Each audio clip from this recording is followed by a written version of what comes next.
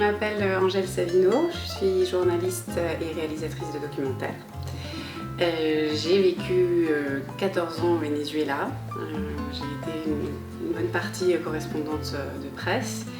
Et puis après, je me suis rapprochée du cinéma documentaire, notamment pour approfondir mes liens avec les peuples indigènes de la Sierra de Perijá, qui sont donc les Yucpa, qui vivent à la frontière entre le Venezuela et la Colombie. J'avais déjà couvert pour différents médias internationaux le conflit colombien. Et spécialement la médiation de paix de Hugo Chavez en 2008, et je fais cette rencontre. Et voilà, une rencontre magique très forte avec sa famille. Et à partir de là, au départ c'était un reportage pour RFI, et puis finalement c'est devenu voilà, un combat pour une lutte, pour donc un classique qui a fait de la prison pour se battre, pour récupérer ses terres. Et puis quand il est sorti, on a pu enfin faire l'autodémarcation de ses terres, les terres de Chactapa et Cusé, les villages de ses ancêtres.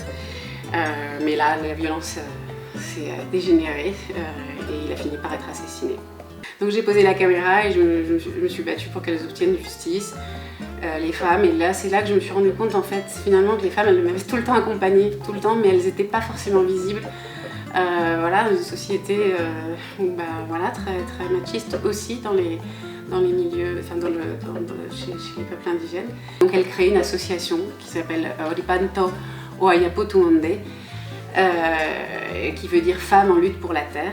Et donc c'est une association qui a été créée et qui donc de toute cette partie qu'on appelle le Rio Yassa, qui est donc la partie du piémont de la Sierra de Perijá. Il y a le haut qui est près de la frontière colombienne, où vivent en fait les médecins ancestraux, les anciens dont je vais parler, et puis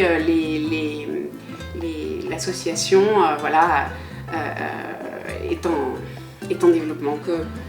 Comme là on parlait beaucoup de... le sujet c'était les aînés, la santé des aînés au XXIe siècle. Je suis venue pour parler de la maison de la santé et de la médecine ancestrale des Atanchas, qui sont donc les anciens Yucpa, qui vivent dans la partie haute, où se trouvent encore les quelques plantes médicinales qui restent. Et donc l'idée, c'est à la fois de créer donc un espace qui serait à la fois comme un ambulatoire, pour que les Indiens qui vivent dans des zones très reculées n'aient pas à descendre dans la ville dès que ça va pas, qu'ils aient un endroit plus proche, plus dans la montagne, et puis en même temps qu'ils puissent aussi, ça peut être aussi un espace d'échange entre les grands-parents et les enfants, pour que les anciens puissent transmettre ce savoir qui est en train de se perdre. Le rêve d'Anna Maria aussi, qui est infirmière, qui est femme, qui est maman, qui a vécu plusieurs accouchements dans des hôpitaux très très difficiles, et qui voudrait récupérer la pratique des accouchements naturels, comme font les femmes Yucpa depuis les temps ancestraux. Ce serait super de pouvoir créer des liens entre la France et le Venezuela, enfin entre les Yucpa, enfin des gens qui peuvent se sentir touchés par leur combat. Voilà, donc j'espère que ce projet va voir le jour. Voilà, le film et les projets socio-économiques pour les femmes Yucpa et le peuple Yucpa en résistance.